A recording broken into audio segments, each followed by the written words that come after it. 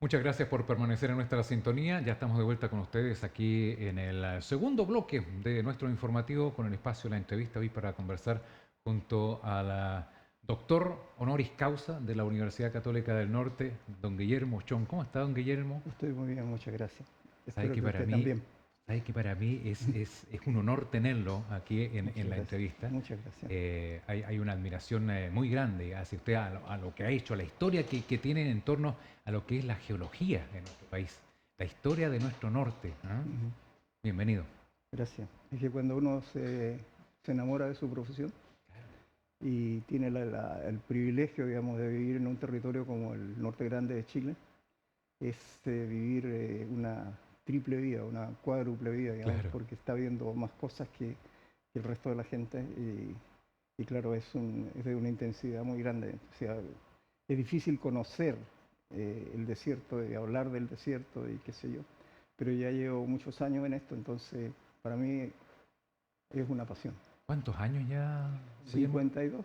52. Usted me decía que más que geólogo es su estilo de vida, es una forma de Sí, sí, vivir. es un estilo de vida porque es interesante cuando uno enseña Claro. y enseña como, no como una profesión, sino que enseña para decirle, mire, ¿sabe qué? Esto es Chile, esto es el norte de Chile, esto es lo que ha pasado en el tiempo, esto es lo que podemos esperar que puede venir. eh, y cuando uno va, por ejemplo, a terreno y está con una persona que no conoce, y él le dice, hoy qué bonito los cerros, hoy que las nubes, hoy que la montaña esta, hoy que el color de las piedras, hoy Ujú. que etcétera, etcétera. Entonces uno está viendo lo mismo, pero sabe por qué están las cosas ahí. Y ese saber por qué están las cosas ahí es una respuesta muy... En un país que es muy extraño. O sea, Claro. Chile es un país diferente. Todos los países son diferentes, pero este es súper diferente. Es un país, primero, que es el más largo del mundo. Claro. Segundo, que está separado de todo, de todo, de todo. Está separado al este, está Ujú. separado por la segunda cordillera más alta del mundo y la más larga. Claro. Al oeste está separado por el océano más grande del mundo y tiene Sí. que navegar o tiene que nadar 4.000 kilómetros para llegar a una isla, que es la isla Claro. de Pascua. Claro. Por el norte tiene como límite el desierto de Atacama, que es un desierto hiperárido y es el más árido del mundo Claro. también. Y por el sur, la unión de los dos grandes océanos que los separan de un continente que no tiene habitantes. Claro. Y encima de eso, a pesar del tamaño, Chile tiene propiedades en América, en la Polinesia, y reclama propiedades en la Antártida. Claro. Entonces es un país que, Tricontinental. claro, entonces en ese país, cuando uno, cuando uno piensa en el país, entonces piensa en la gente, cómo están divididos el país en regiones. Y las regiones no son simple divisiones políticas, son divisiones de gente, son Claro. divisiones de paisajes, son divisiones de muchas cosas. Entonces la gente del sur, la gente de Magallanes, dice, me voy al norte y se van a Valdivia. Claro. Y la gente de Arica dice, me voy al sur y se van a La Serena. Claro. O sea, el terreno nuestro es un terreno desconocido para la totalidad de los chilenos en parte, Claro. en parte. Y el aprender a conocerlo es una tarea de gobierno, es una tarea de profesores, es una tarea de enseñanza del país que somos. Y en ese momento yo creo que vamos a ser más de lo que somos ahora. Don Guillermo, ¿en qué momento usted comienza con la pedagogía? Fue por casualidad. Ya. Yo trabajaba en lo que hoy día es el CERNA Geomil, el Claro. Instituto de Investigaciones Geológicas. Y después del golpe militar hubo una serie de quiebres en distintos niveles y yo me ofrecieron un puesto en la universidad Ujú. y lo acepté. Ya.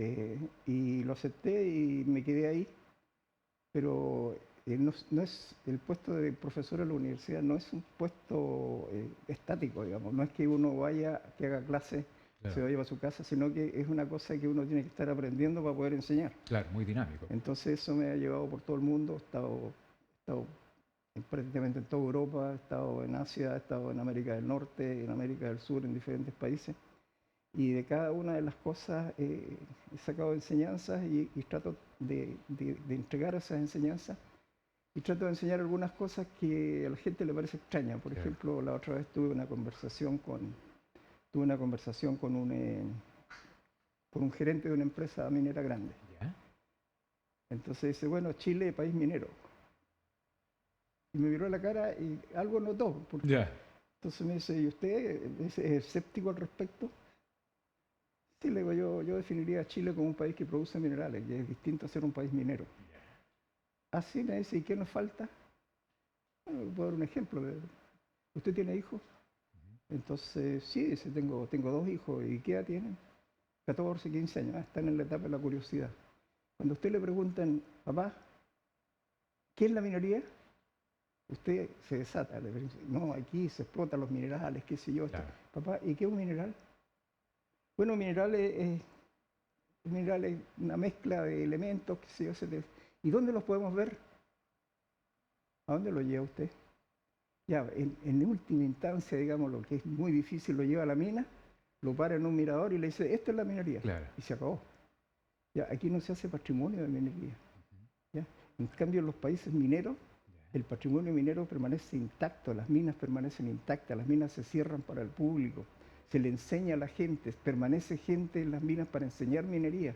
Hay pueblos completos en Estados Unidos. ¿Ya? Ya, en Alemania, por ejemplo, y Alemania, que uno dice un país minero, tiene los mejores museos mineros del mundo. Hay un pueblo chico muy similar a lo que es Copiapó, digamos así, en su historia, que tiene un museo, pero maravilloso, maravilloso. Y una persona regaló un castillo para poner el museo, o sea, eso es Pero crear esos son patrimonio. minas que ya están cerradas. Y claro, están cerradas, Ya. pero usted puede ir con su familia Claro. y le hacen un recorrido por la mina. Le hacen almorzar y comer en la mina, y cuando se va, lo acercan a un montón de minerales y le dicen, llévese algunos recuerdos.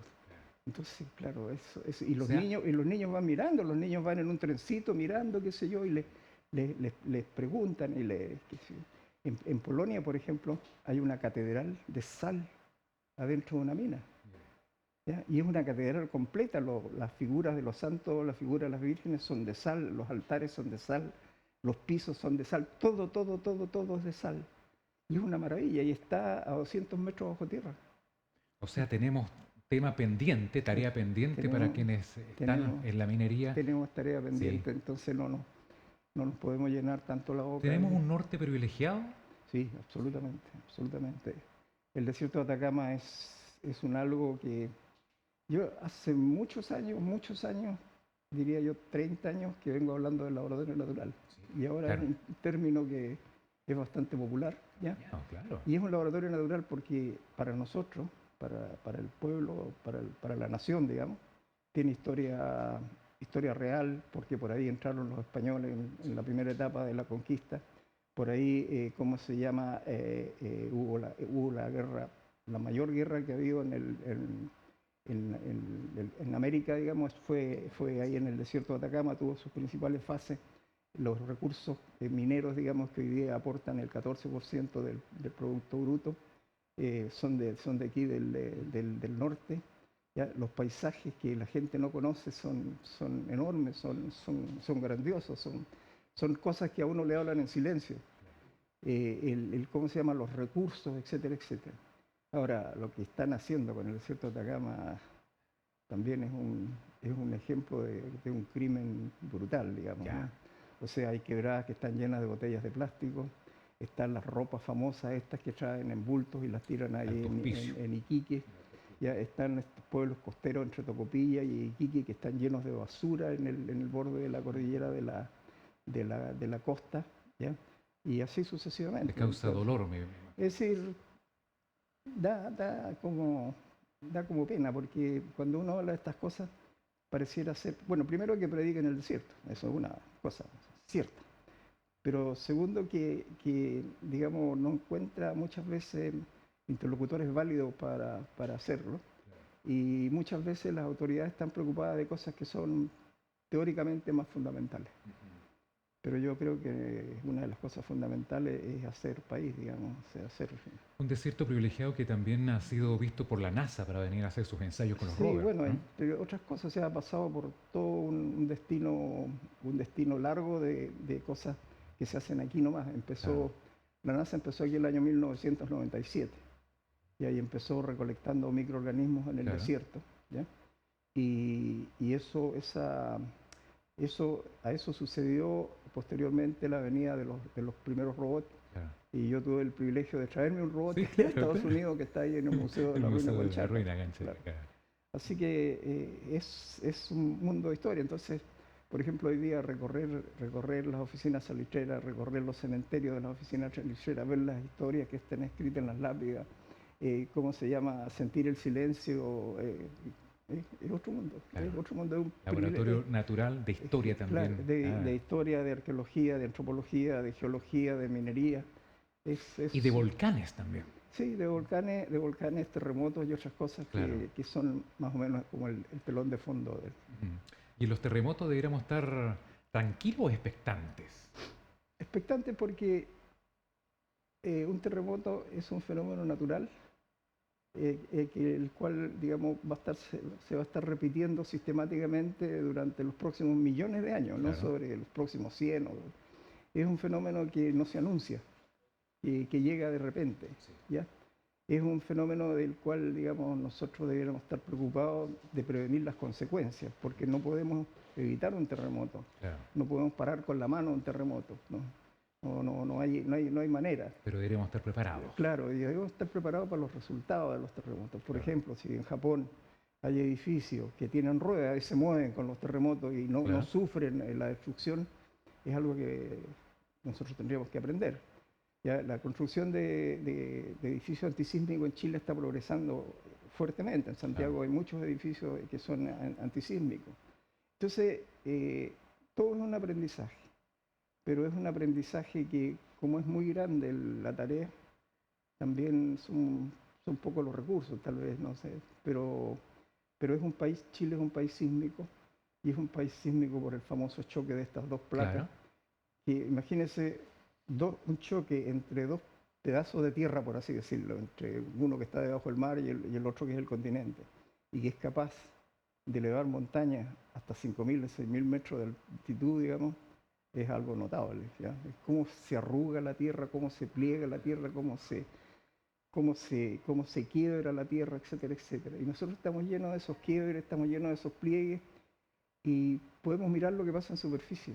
La geología no es una ciencia exacta, pero a medida que pasa el tiempo va siendo cada vez más exacta. O sea, por ejemplo, los terremotos se puede saber si son interplaca, qué sé yo, o son entre placas, se puede saber a qué profundidad se producen, etcétera. Se pueden medir muchas cosas, pero prevenir hasta la fecha no se puede, digamos, porque debajo de la tierra recién nos estamos metiendo. O sea, ya ha costado bastante aprender lo que hay sobre la tierra para interpretar lo que está debajo, pero las interpretaciones no tienen por qué ser taxativas, digamos, ¿ya?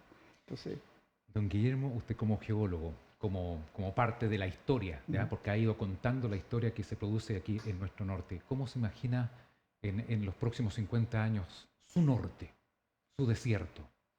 me pregunta cómo me lo imagino, cómo lo quisiera. Y como lo quisiera también. Sí, quisiera que hubiera una preocupación más marcada de parte de la autoridad eh, para el cuidado del desierto, para el cuidado de, qué sé yo, de su contaminación, ¿ya? Y no haya, por ejemplo, un ministro que diga, no, pongan una refinería ahí nomás, que no importa porque el desierto aguanta todo. Claro. Un ministro Sí. es como mucho. Y que, digamos, la política se orientara a que el territorio hay que cuidarlo, ¿ya? Porque el territorio renta, da unas imágenes. Por ejemplo, si nosotros tuviéramos un turismo más desarrollado, ¿ya? Y no nos cobraran en ciertos paisajes de aquí del norte de Chile 30.000 pesos por acceder a un lugar, ¿ya? Donde ni siquiera hay una letrina, Claro. y está todo sucio y nadie limpia, por ejemplo, ¿ya? Acceder pagando el bañarse en una laguna de un salar, ¿ya? Y que al penetrar en el agua usted mata miles de microorganismos. Entonces ese tipo de cosas es algo que no es cosa de educación, es cosa de conocimiento. Claro. Y el conocimiento ese habría que difundirlo, habría que adquirirlo, habría que usarlo, habría que emplearlo, habría que rentabilizarlo para tener un país mejor que el que tenemos. Don Guillermo, quiero agradecerle estos minutos de conversación. Han sido pocos, ¿ya? Sí. Pero vamos a tener otra oportunidad para seguir conversando porque Quiero sacarle harto provecho a lo que sabe, un hombre de harto conocimiento. Sí, sí, un enamorado del norte. Del norte, muchas gracias. No tiene por qué. Nos acompañó el profesor geólogo don Guillermo Chón, doctor... Geólogo, por favor. ¿Qué dije yo? Arqueólogo. Arqueólogo, geólogo, ya me tiro las orejas. Geólogo entonces, don Guillermo Chón, aquí en la entrevista. Pausa, ya retornamos.